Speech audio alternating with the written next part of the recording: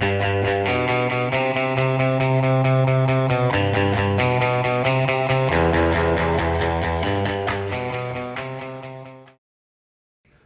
Mel Fugate, and the purpose of this video is twofold. One is I'm going to show you a role play that I do, first day, first activity, to help introduce students to organizational behavior. Because I often start courses and ask the students, so what is OB? Who knows what OB is? And I'm routinely disappointed how few students have a good response or answer to that question. So instead of telling them or giving them definitions, I instead use a role play and tell them, hey, you're going to help illustrate to yourselves what OB is. The second purpose of this role play is it's a terrific way to not only illustrate what OB is, but also a great opportunity to illustrate and then ultimately apply the integrated framework that you've heard about. So with that, I'm going to change roles here and go into my role as instructor with the role play. So how I start this is I'll ask for 3 volunteers. Then 3 volunteers come up to the front of the room. I let them sit as they choose in whichever seat. Then I select a 4th or ask for a 4th volunteer, and I have that person sit, somewhere else in the front of the room. But for purposes here, we're all pretty condensed. That said, now the scenario, very important part. This is a very important part of the success of this.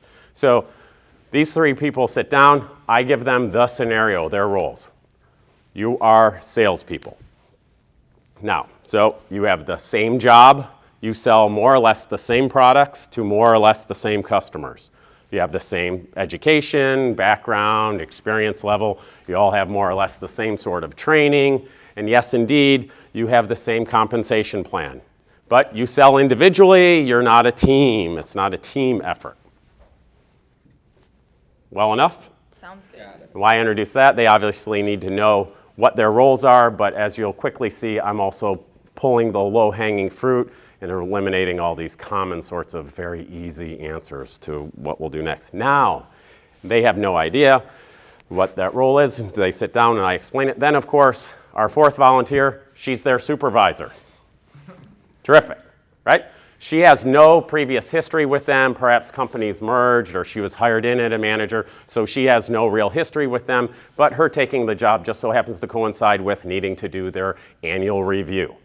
Now, importantly, I described how they are similar. Now, let's talk about the very, very important difference.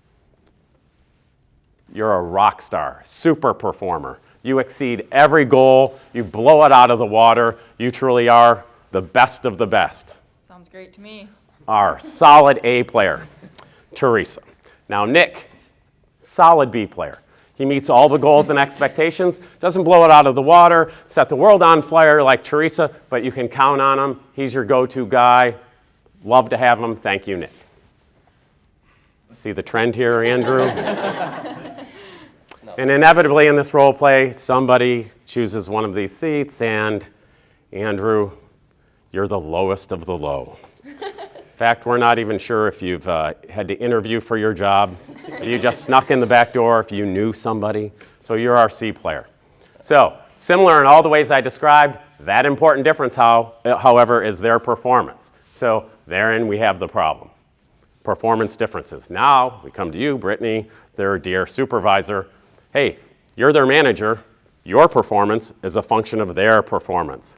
So here we go. What do you think are some of the potential causes of these performance differences? What would you attribute their performance differences to? I think a lot of it would have to do with motivation level. Okay, motivation. What do you mean by that? So intrinsic versus extrinsic motivation, so whether or not they... Love those terms.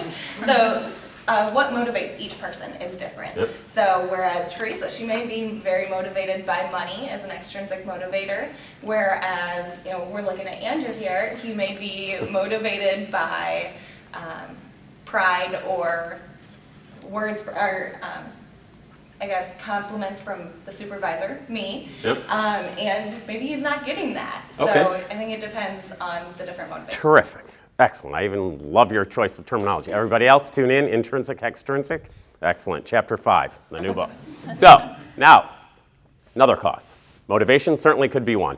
You're uber motivated, well enough. You don't quite know how to spell the word. So, all right, so besides motivation, what else? Looking at their different backgrounds, although they all have similar GPAs and everything, still their, I guess, how they learn could be different. How they learn? Yes. So their learning style or something? Yeah. For the role play, sometimes I will press you to come up with more, but eventually I'll turn to the larger group and say, other potential causes.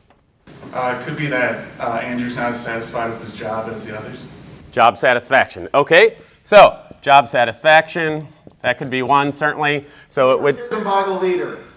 say it again? Favoritism by the Oh, leader. yeah, favor. Brittany So, favors Teresa because she's a woman. yeah, oh, ooh, so certainly, let's put it in there, gender. And that's always interesting when that one comes up, generates great discussion. But leader behavior, job satisfaction, clearly, we could argue that it would seem that you're very satisfied, you're satisfied enough, you're absolutely miserable. And that would attribute to we would attribute that to their performance differences. So what we have here now, obviously you can take this as far as you would like. One more. I'll push you for one more. And I know we're short on time, just like my classes. It could be the job fit. I mean, he might be qualified, but might not be a good job for him. Yeah, job fit. So that's an excellent one. So job fit, truly, this could be your dream job. This is what you've always aspired to, and you're there. Terrific. Good enough for you and your circumstance. You're happy. You know, this is work. You, frankly, hey, it's not that he snuck in the back door or that he knows somebody. It's frankly that this just is not the job for him. And in fact, he's just doing what he needs to because he's interviewing at many other places looking for a better job with a better fit. Excellent. So now we have causes. Terrific. Well, while that's fine, it's not enough, right? Okay, Brittany, back to you. You've identified potential causes. Now what are you going to do about it?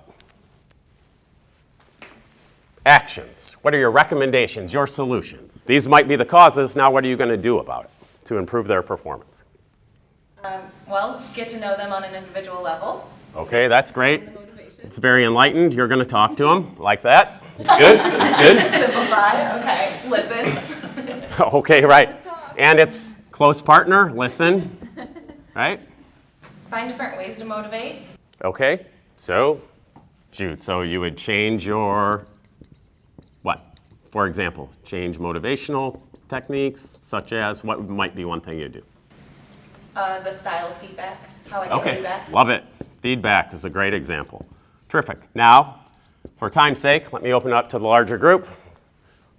Made great contributions on the cause side, so now how about on the recommendation side? Be harder on them. Lay down the law. It's one way to go about it. Okay, so you could clarify expectations? Absolutely. Andrew, you folks heard of this, a PIP, Performance Improvement Plan? Say, hey, Andrew, you're just not cutting it, so I want you to do A, B, and C, or else, right? Provide consequences. There are many potential recommendations. Now, with this role play, again, as you can clearly see, we can take it much further on either side, and I do. You can do it as long as you would like. However, I will stop here.